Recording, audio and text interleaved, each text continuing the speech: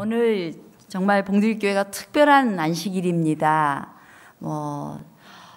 우리가 한 번은 우리 교회에 우리 사랑하는 사람들을 좀 초청하자 하는 그런 특별한 날인데요. 그 초청에 응해 주신 여러분들을 진심으로 환영합니다.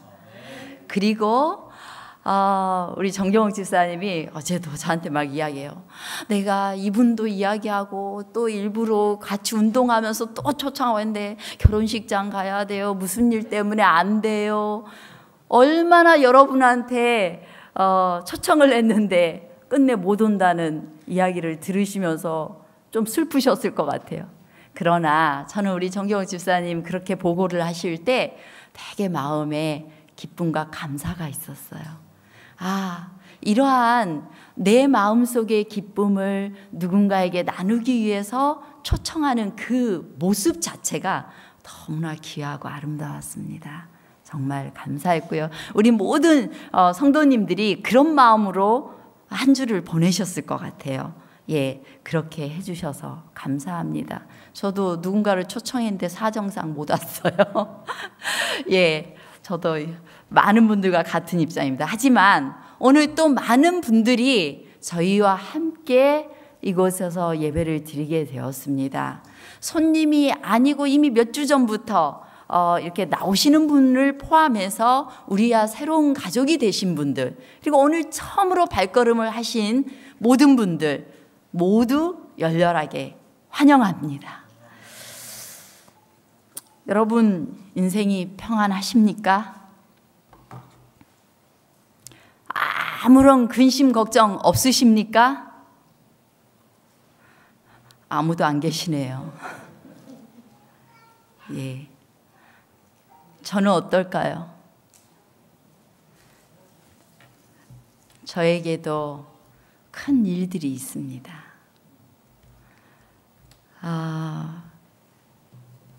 그런 때로는 이렇게 신앙생활을 하더라도 때로는 우리가 이 살아가는 날 동안에 견뎌야 되는 슬픔과 아픔과 고난과 고통들이 있습니다.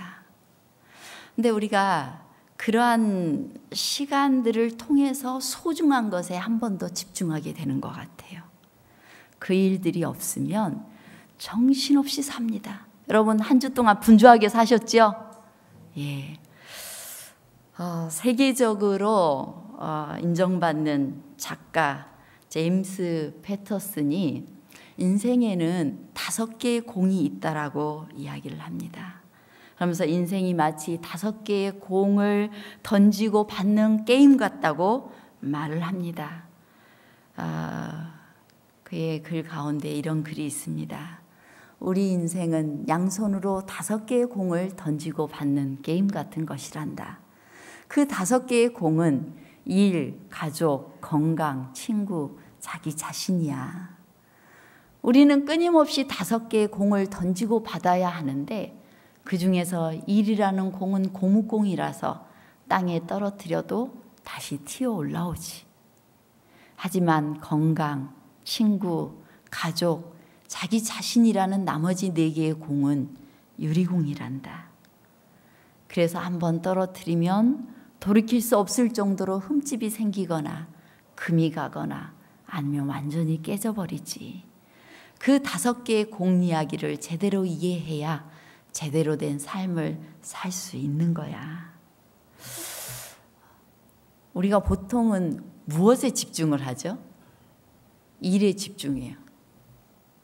일이 너무 분주하다 보면은 저도 그런 실수를 정말 많이 합니다. 이번 주가 이사하고 나서 매일 새벽 1, 2시까지 자면서 짐 정리하고 또 아직도 정리가 안 됐어요. 그러니까 막 나중에는 잠도 잘 못 자고 하니까 사람이 날카로워져서 괜히 저희 남편한테 하나 있는 남편한테 더 예민해졌던 것 같아요. 근데 실은 이 일은 1달이고 2달이고 하면 되는 건데 옆에 있는 사람한테 더 짜증이 납니다. 뭘 선택해요? 일을 선택해요. 많은 경우에. 그러면서 소중한 것들을 무시하고 살아가곤 합니다. 그러다가 건강 잃고 가족 잃으면 후회하는 인생이 우리 인생들인 것 같습니다. 이스라엘의 가장 지혜로웠고 또 화려하게 살았던 솔로몬이라는 왕도 그가 인생을 썩 잘 살지 않았던 것 같아요. 그가 쓴 책의 맨 처음 부분 보면 헛되고 헛되며 헛되고 헛되니 모든 것이 헛되도다 이렇게 시작을 해요. 자기가 다 살아봐도 지혜도 헛되고 뭐 모든 게 돈 버는 것도 헛되고 다 헛되더라. 내가 많은 부인 거느려봐도 그것도 헛되더라. 헛되더라고 고백을 합니다.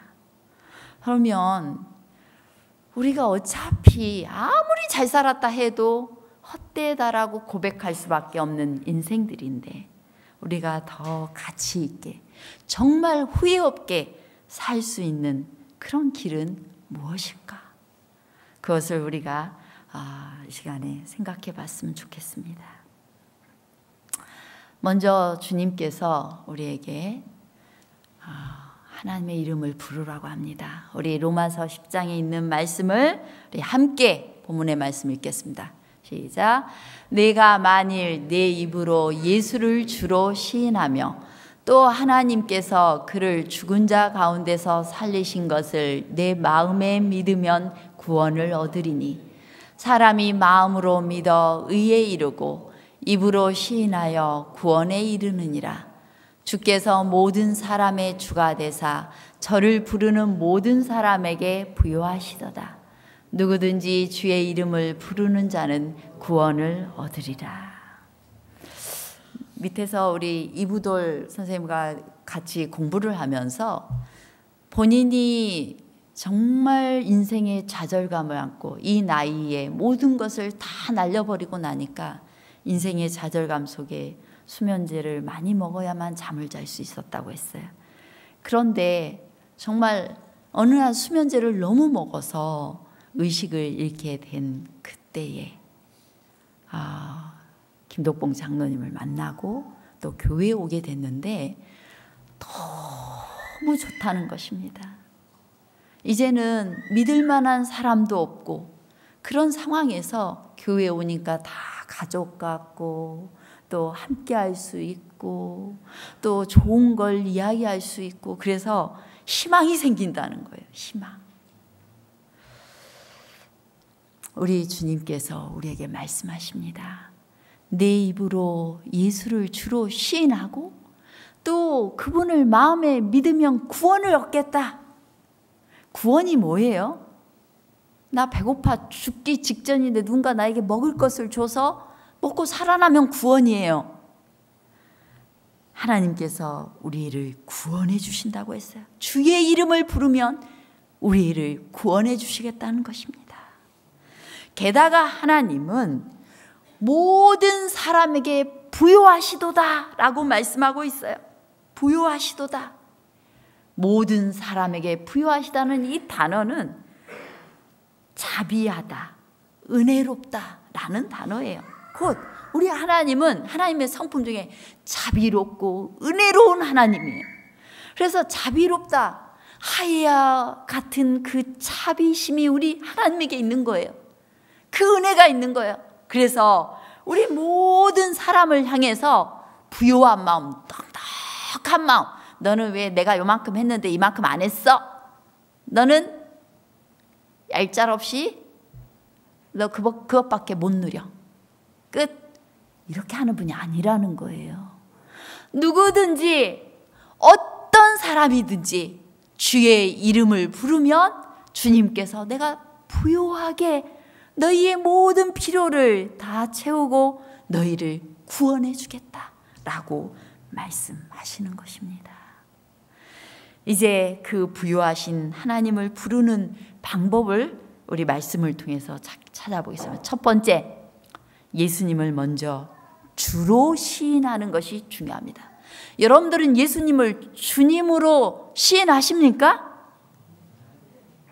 정말 주로 시인하십니까? 정말요? 이 주라는 이 이름, 주라는 호칭은요, 큐리오스라고 로마 황제를 일반적으로 호칭할 때 부르는 칭호였어요. 주. 그런데 그 당시에 그리스 신들의 이름도 이름 앞에다 항상 큐리오스라는 이 주라는 단어를 붙였습니다. 그래서 세라피스 하면 세라피스 신 이런 식으로 되어 있었어요. 그런데 오직 유대인들은 여호와 하나님만을 주라고 불렀어요. 그래서 이 히브리어로는 그들은 아도나이라는 단어를 써서 이 주는 함부로 쓰지도 않았어요. 너무나 거룩하게 여겨서 그들이 성경을 사본으로 번역할 때에도 다시 한번 모욕 제기하고 그렇게 썼던 단어예요. 여호와라는 단어 대신 또 이제 주라는 단어를 썼는데요. 그런데 그리스도인들은 예수님을 하늘에서 나신 주, 만유의 주로 인정하고 있습니다. 그래서 모든 우주의 왕이신 분, 주인이신 분, 그분이 바로 예수님이시다 라고 인정하는 이름이 주라는 거예요. 주. 이 예수님을 주님이라고 부르는 것은 내 생애의 가장 높은 자리를 주님께 드리겠다는 의미예요. 예수님을 주로 시인한다는 것은 바로 이 의미입니다. 내가 내 마음의 신이 되는 것이 아니라, 우리는 보통 내 마음대로 살아요. 내 하고 싶은 대로 해요. 내 고집 잘 못 꺾어. 어떤 사람 진짜 고집이 세가지고 자기 고집대로 살아요. 그런데 나의 주인이신 예수님께서 하라 하면 예 주인님 하고 하는 게 예수님을 주라고 시인하는 삶이라는 거예요. 자, 여러분 그렇게 하고 있어요? 저도 많은 경우에 예수님을 주님이라고 부르면서 많은 경우에는 내가 주인이 되는 경우가 많습니다. 어느 날 배우자와 말다툼을 할 일이 생겼어요. 그때 두 마음이 생깁니다. 어떤 마음 생겨요? 어휴 인간아, 내가 참을 만큼 참았다 하고 막 해대고 싶은 마음이 생겨요. 또 어떤 마음이 생겨요? 아휴 내가 예수님 때문에 이러면 안 되는데 내가 참아야지. 찔리는 마음이 생겨요. 그때 두 신이 우리에게 음성을 주는 겁니다. 확 질러버려. 너 참을 만큼 참았어. 억울해. 이런 마음과 그렇지 않은 마음. 여러분 그때 어떤 주님을 선택하시죠? 예. 사단이 보내준 내 마음의 주님을 많은 경우에 선택하지요. 근데 진짜 예수님을 주님이라고 인정한다는 것은 이번 한 번만 원 없이 싸우고 내가 다음부터 참자, 혹은 다음에 또 해야지, 이런 마음을 내려놓고 그리고 주님의 말을 듣는 마음입니다. 이것이 주님을 주님으로 인정하는 그러한 마음이에요. 예수님을 주로 먼저 시인하는 인식이, 생각이 우리 속에 있어야 되는 것입니다. 여러분 단순하죠? 어느 때든지 아유 예수님이 나의 주인이시지, 주인님 어떻게 할까요? 내가 저 사람 정말 내가 때려 죽이고 싶은데 어떻게 할까요? 그래서 잘 안 될 때는 주님의 이름을 불러야 되는 거예요. 주님 저 좀 구원해 주십시오. 이렇게 하는 겁니다. 자, 그늘 없는 가정이 이렇게 말합니다. 함께 읽겠습니다. 시작. 그리스도의 이름을 부르는 모든 사람들은 경계하고 기도하고 심령의 통로들을 지킬 필요가 있으니 이는 사단이 가장 작은 기회라도 주어진다면 타락시키고 멸망시키기 위한 일을 하는 까닭이다. 아주 작은 사소한 일에서도 우리는 사단을 주인으로 인정하는 경우가 많아요. 그런데 정말 우리의 삶이 복되고 행복하고 기쁨으로 넘치도록 주님께서 이미 길을 예비하셨습니다. 단지 뭐 하라는 거예요? 예수님 주인으로 좀 인정해. 그거 하나가 조건이에요. 그거 하나 쉽죠? 단순하죠? 그거 하나 우리 생각합시다. 그렇게 노력합시다. 어떤 상황에서든지 예수님이 나의 주인이십니다. 예수님이 나의 주인이십니다. 이 시간 주님 어떻게 할까요? 이렇게 한번 물어보십시다. 자, 그렇게 해보시겠습니까? 네, 그렇게 하면 주님께서 분명히 정말 좋은 일들을 우리의 삶에 채우실 것입니다. 이 과정은 공식 같아요. 첫째, 하나님의 뜻에 순종하겠다고 결심하는 거예요. 우리 이 시간 결심하셨죠? 네, 이제 이 결심을 그 다음 어떻게 해야 되냐면 가지고 예수님을 부르는 겁니다. 이거에서 승리하려면 예수님을 부르는 거예요. 주님, 제가 어떻게 할까요? 예수님, 정말 막 치가 떨리거든. 치를 떨면서 예수님 이렇게 하십시오. 그 순간 한번 해보세요. 이게 성경의 약속이에요. 예수님의 이름을 불러보라는 것입니다. 여러분의 인생이 꼬여있고 힘이 들고 고난 중에 있다면, 화가 난다면 예수님 한번 불러보라는 거예요. 예수님을 주인으로 영접하시고 예수님을 주인으로 인정해 보시라는 겁니다. 그러면 주님께서 구원해 주시겠다는 것입니다. 이제 두 번째 방법은 마음으로 믿는 것을 입으로 시인하라는 거예요. 우리 봉두리교회 성도님들이 굉장히 점잖으세요. 그래서 표현이 별로 극성스럽질 않아요. 제가 보니까 우리 손춘심 집사님이 가장 활달하게 자기 표현을 잘 하셨던 것 같은데 손 집사님을 요즘 못 뵈니까 조금 아쉬워요. 이렇게 표현을 많이 하시는 분이세요. 근데 우리가 마음속에 있는 예수님을 많이 표현해야 돼요. 감사하면 감사하다고 표현하고 기쁘면 기쁘다고 표현하고 연습해보는 것입니다. 왜냐하면 내 입으로 예수를 주로 시인하라고 했거든요. 우리 예수님께서 이렇게 하셨어요 라고 시인하는 것입니다. 그런 표현을 해보는 것이 대단히 중요해요. 내적인 변화는 입으로 시인하는 외적 증거를 나타내곤 합니다. 우리 가려뽑은 기별에 있는 말씀 또 다시 한번 함께 읽겠습니다. 시작. 구원에 이르는 믿음은 부주의한 신앙이 아니며 단순한 지적 찬동이 아니다. 믿음이란 마음에 깊이 뿌리가 박히고 그리스도를 개인의 구세주로 삼으며 주님을 통하여 하나님께 나오는 모든 자들을 주님께서 구원하실 수 있다는 것을 보장하는 것이다. 다만 그 영혼이 그리스도를 유일한 구원의 소망으로 붙잡을 때 순수한 믿음이 나타나게 되는 것이다. 이러한 신앙은 그 신앙을 가진 자로 영혼의 모든 애정을 그리스도에게 두게 하며 자신의 지식이 성령의 지배를 받게 하고 자신의 품성이 거룩한 품성을 따라 형성되게 한다. 이게 무슨 말이에요? 우리 믿음 생활을 한다는 것은 다른 게 아니다. 믿음 생활은 그냥 예수님을 개인의 구주로 딱 삼고 주님 통해서 하나님께서 모든 사람들을 구원해 주실 수 있다라고 지금은 괴로워 죽겠는데 주님께서 이미 구원하셨다고 그리고 이 상황에서부터 나를 구원해 주실 수 있다라고 딱 믿어버리는 게 믿음이라는 거예요. 괴로움이 있으면 괴로운 대로 죽을상하고 다니고 즐거움을 했다가 그 다음에 또 화나면 막 인상 써가면서 화내고 이건 믿음이 아니라는 거예요. 화나는 일이 있어도 주님께서 이 어두움의 터널에서 나를 빠져나가게 할 수 있다라고 믿는 게 믿음이라는 것입니다. 여러분, 그래서 믿음은 선택이에요. 믿기로 작정해야 되는 것입니다. 우리 주님께서 주신 모든 약속의 말씀들을 여러분 믿으시겠습니까? 예, 모든 순간에 믿어버리는 거예요. 이 또한 주님께서 다 지나가게 하실 거야. 그리고 이 어두움의 터널을 지나고 나면 정말 좋은 거 주님이 예비하신다고 하셨어. 그러니까 오늘도 이미 좋은 거 받은 것처럼 감사하며 살자. 아멘. 이렇게 가는 거예요. 그게 믿음 생활이에요.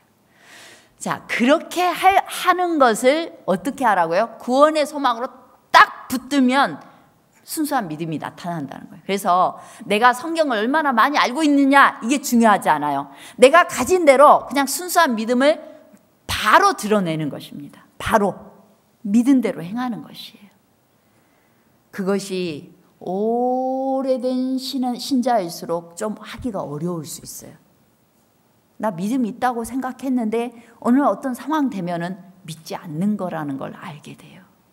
그래서 여러분, 우리가 매일 훈련하십시다.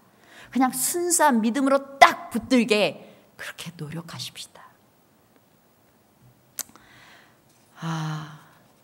우리는 믿는 것을 입으로 말합니다. 믿지 않는 것을 입으로 말하지는 않아요. 실컷 기도하고 하나님 우리를 보호해 주시옵소서 이렇게 해놓고 아이고 어떡하지 이렇게 하면 뭘 믿고 있다는 거예요? 보호 안 할 것을 믿고 있다는 거예요.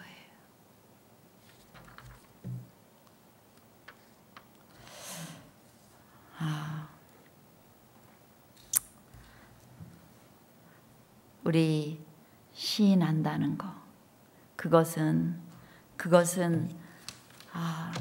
지적인 차원을 넘어서 생활의 차원에서 삶으로 고백되어지는 것입니다. 제가 이 말을 할까 안 할까 하다가 하네요. 실은 이번 주에 저희 여동생이 많이 아프다는 통보를 받게 되었어요. 실은 지난주에.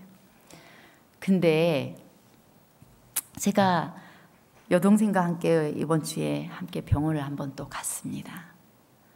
실은 지난주 며칠간 많이 눈물을 흘렸어요. 근데 우리 동생을 만나게 되면서 오히려 제가 마음의 근심을 내려놨습니다. 동생이 하나님을 믿고 또한 그 믿음을 굳게 붙잡는 거예요. 내가 잠시 이렇게 살아온 그 생활, 건강을 지키지 못한 그 생활 방식에 있어서는 다시 깊이 회개하고, 일 때문에 그렇다 손치더라도 회개하고 다시 하나님의 방식으로 돌아가면 하나님께서 나를 붙드시고 살게 하실 것이다. 그리 아니하실지라도, 그러면서 이 며칠 동안 두려워하기보다는 정말 믿음으로 오히려 감사하는 거예요. 그래서 제가 오히려 마음이 좀 더 평안해져서 직접 보고서는 하나님께서 고치실 걸 믿습니다. 그리고 또한 그의 길을 인도하실 것을 믿고 오히려 그 시간 동안에 더 크고 놀라운 축복들을 주시고 또 멋진 경험들을, 그 결과가 어떻든지 간에 주시리라고 믿습니다. 저는 이러한 시간에 붙드는 그 믿음이 여동생에게 있는 것을 보고 제가 함께 감사할 수 있었어요. 믿음은 이런 겁니다. 믿음은 이런 거예요.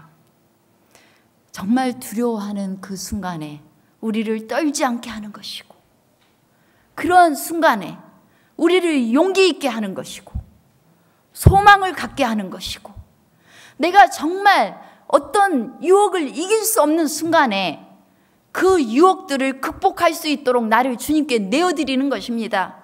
믿음 생활 너무 멋지지 않습니까? 이런 믿음 생활에 여러분 다 여러분 자신을 드리시기 바랍니다. 우리는 예수님에 관해서 배우기보다는 우리는 예수님에 관해서 알고 체험하고자 해야 됩니다. 예수님은 사랑이 많으신 분이야. 예수님은 영원히 사랑하신대. 예수님은 우리를 위해서 죽으셨대. 여기 말고 예수님이 나를 죽기까지 사랑하셨던 거는 내 고난의 시간에 예수님을 붙들고 예수님과 함께 함으로써 체험하게 되는 것이에요. 예수님께서 나를 위해서 이 고통의 시간을 끝내기 위해서 예수님께서 십자가의 길을 가셨지. 그 순간에 우리는 고난의 순간에도 감사할 수 있는 것입니다. 우리가 죽어야 되는 순간이 있다면 우리가 잠시 죽어도 다시 깨워서 예수님을 맞이할 수 있기 위해서 예수님께서 십자가의 길을 걸으시고 부활하셨지. 그걸 생각하면 그 순간에도 감사합니다라고 말할 수 있는 것입니다. 우리 봉두리교회 모든 성도님들, 그리고 오늘 처음으로 오신 모든 분들, 이러한 예수님을 여러분의 삶에 아시고 이러한 예수님을 체험하시고 이 땅에서 두려움 없이 행복하게 살게 되시기를 간절히 바랍니다. 이제 믿어 시인한다는 것은 수동태로 기록이 되어 있어요. 내가 하는 게 아니라 그렇게 되어짐을 당한 것입니다. 근데 이 고린도전서 12장 3절에 보면 성령으로 아니하고는 누구든지 예수를 주시라 할 수 없느니라 라고 말씀하고 있어요. 이미 우리의 마음속에서 예수님이 나의 주인이십니다, 예수님이 주님이십니다 라고 고백하고 있다면 그건 누가 하시는 일이라고요? 성령께서 우리를 이미 도와주고 계시다는 것입니다. 그러니까 나는 믿음이 있는지 없는지 모르겠고 나는 성령께서 나와 함께 하시는지 모르겠어, 이런 말씀하지 마세요. 이미 여러분의 입술로 예수님이 나의 주인입니다, 나는 예수님을 믿습니다 라고 시인하고 있다면 성령께서 여러분과 함께 하고 있는 것입니다. 그러니까 우리에게 그런 성령께서 함께 하셔서 예수님을 주라 시인하고 있는 우리들을 향해서 예수님이 주신 약속, 아무것도 염려하지 말고 오직 모든 일에 기도와 간구로 너희 구할 것을 감사함으로 하나님께 아뢰라. 이미 주셨으니까 받을 줄 알고 그냥 너희들 할 일은 뭐다? 믿음으로 구하는 거다. 그냥 이미 하나님 저에게 제일 좋은 거 주셔서 감사합니다, 아멘, 이렇게 기도하라는 거예요. 이거 하나 하라는 것입니다. 플로랑스 스코펠 신이라는 사람은 이렇게 이야기했어요. 남에게 준 것은 언젠가 반드시 되돌려 받는다. 삶은 부메랑이다. 우리의 생각, 말, 행동은 언제가 될지는 모르지만 틀림없이 되돌려 받는다. 그리고 그것들은 희한하게도 우리 자신을 명중시킨다. 평소에 화 많이 내고 사시는 분들은 화가 있을 겁니다. 평소에 누구한테 원망 많이 하고 사시고 입으로 감사보다는 불평불만을 많이 하고 살면 어느 날 그것 때문에 여러분의 가슴이 팍 명중당할 것입니다. 그러나 평소에 감사를 많이 하고 사는 사람들은 감사 때문에 살게 될 것입니다. 기쁨의 말을 많이 하고 사시는 분들이 계시다면 여러분의 삶이 기쁠 것입니다. 나는 행복하다라고 또 행복을 나누면서 그런 말과 행동을 고백하고 표현하면서 그렇게 사시는 분들은 진짜 행복할 것입니다. 매 순간 믿음의 말, 감사의 말, 행복의 말, 또 그런 행동들을 많이 하시기 바랍니다. 억울해도 감사하십시오. 슬퍼도 감사하십시오. 그래도 그 가운데 나를 지키신 하나님께 감사하며 살면 우리 하나님께서 우리를 구원하실 것입니다. 마지막으로 제가 가수 박진영 이야기, 이미 유명한 이야기겠지만 힐링 캠프 중에 했던 그의 이야기를 잠깐 소개하고 싶습니다. 이 박진영은 세상을, 인간을 누가 왜 만들었는지에 대해서 의문을 던졌던 사람입니다. 그는 어린 시절부터 굉장히 자유분방한 사람이었다고 했어요. 초등학교 때에도 자기가 자유롭기 위해서 숙제는 먼저 끝냈대요. 숙제 끝내야 자유로우니까. 근데 그의 대학 시절의 목표는 돈이었대요. 돈 20억을 버는 것이었답니다. 그래서 이자로 돈에 얽매이지 않고 하고 싶은 일 다 할 수 있다라고 생각했기 때문에 했는데 98년도 그가 26살 때 20억 벌었대요. 26살 때. 그런데 이제 뭐 그가 회사를 설립하고 뭐 무슨 그녀는 예뻤다 뭐 허니 뭐 이런 것 뭘 했는지 하여튼 그게 또 이제 대박이 나가지고 20억으로 건물 사고 주주를 회사를 차렸대요. 돈을 벌게 되니까 돈보다는 명예가 아닐까. 그래서 명예라는 생각이 들었대요. 그래서 내 분야에서 내가 최고가 되겠다 해가지고 아시아 작곡가로 미국 진출을 목표로 해가지고 이렇게 미국으로 갔어요. 이제 자기의 한계에 도전하기 위해서 열심히 도전했어요.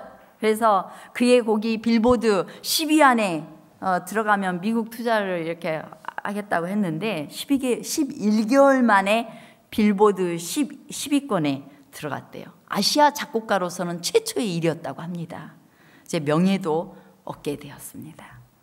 어느 날 자기가 낸 CD를 보면서 아주 흐뭇하게 이렇게 바라보고 있는데 어느 날 갑자기 내가 이걸 가지고 어떻게 했지? 이걸 어떻게 했지? 나한테는 지독한 운이 따랐구나 이런 생각이 들더래요. 그러면서 자기가 운 좋게 자기 인생의 운이 좋았던 거를 한번 써보기 시작했대요. 1972년 한국에서 부모님 자식 태어난 거, 6살 때 억지로 피아노 배운 거, 7살 때 억지로 미국에 살게 된 거, 또 마이클 잭슨 음악을 알게 된 거, 2년 반 동안 영어를 배운 거, 영리한 머리와 집중력 공부를 잘한 거, 아날로그와 디지털 경계에 선 것, 김영석 작곡가와 만난 거, 방시혁 작곡가 만난 거, 많은 가수를 만나고 많은 악상이 떠오른 거, 많은 사고에도 불구하고 아직까지 안 죽어온 것 등등등을 쫙 적어봤더니 이 중에 한 개만 없어도 지금의 내가 안 됐다라는 생각이 들더라는 것입니다.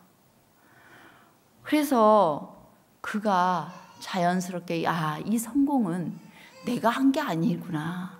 내가 운이라고 생각했던 거지만 그런 것들이 없더라면 이거 불가능했겠구나. 이렇게 생각을 하니까 뭔가 하늘을 보면서 감사하기 시작했다는 거예요. 그런데 어느 날 위에서 너 말로만 감사하냐 이런 소리가 들리는 것 같아서 자선사업을 하기 시작했대요. 이제 명예를 지나가니까 자선사업을 하기 시작했고요. 그래서 자선을 하면서 인생은 이렇게 사는 거구나 하면서 너무너무 행복했대요. 정말 그렇게 한참 행복했는데 어느 날 위에서 소리가 들리는 것 같더래요. 근데 고맙다면서 나 왜 안 찾아와? 그러니까 이 박진영이 내가 당신을 찾아가겠습니다. 그렇게 대답을 했대요. 그래서 그는 신을 찾기 시작했대요. 과학도 연구해보고 성경도 봐보고 코란, 불경 다 펴놓고 도대체 이 인간을 누가 만들었는가 그걸 찾기 시작했대요. 근데 과학을 공부하다 보니까 인간의 몸은 100조 개의 세포로 되어 있고 세포 하나하나가 인간이 만든 어떤 위대한 기계보다도 더 낫다는 것을 깨닫게 된 것입니다. 그런데 이 자신은 이 100조 개의 복잡한 인간 기계인데도 자기 사용 설명서를 모른다는 거예요. 여러분 나를 어떻게 써먹어야 될지 아세요?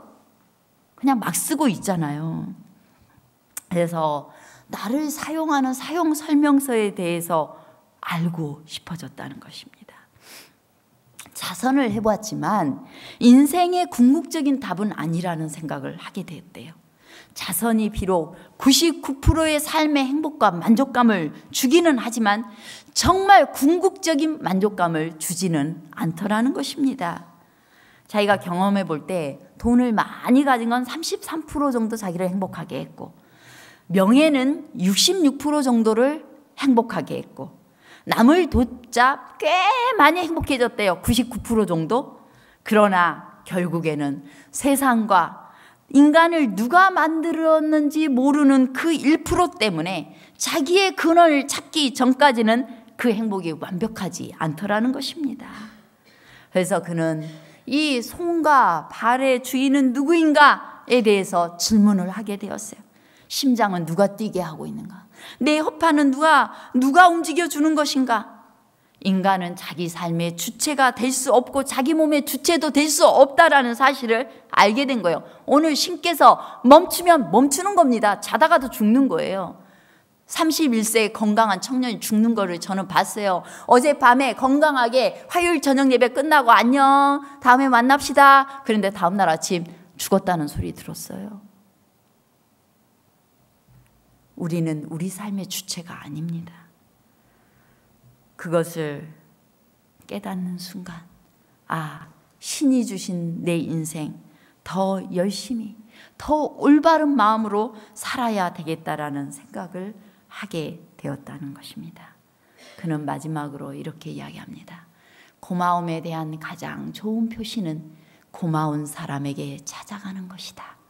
삶은 절대로 우리 뜻대로 되지 않으니까 오늘 최선을 다했다면 편하게 잠을 자라. 여러분, 여러분이 인생의 주인인 것처럼 온갖 고민 다 하고 여러분 혼자 뭐 죽네 사네 용서하네 못하네 뭐 그 사람이 어쩌네 이러고 살지 마세요. 그냥 오늘 최선을 다해서 믿음으로 하나님의 말씀 단순하게 믿고 그리고 다 맡겨버리고 주님의 이름 부르십시오. 주님, 내 마음에 아직 평안이 없다면 제가 주님의 이름을 부릅니다. 주여 저를 도우소서. 저를 구원하소서. 이러한 인생에서 스스로 염려하고 스스로 고민하는 이러한 인생에서 저를 구원하소서. 예수님 도와주세요. 갈등하는 그 순간이 있다면, 누구 때문에 화난 순간이 있다면 뭐라고 부르라고요? 예수님, 저희 주인이신 예수님, 제가 어떻게 할까요? 주님 구원하소서. 이렇게 하셔서 정말 행복하고 복되게 여러분의 삶을 살게 되시기를 간절히 바랍니다.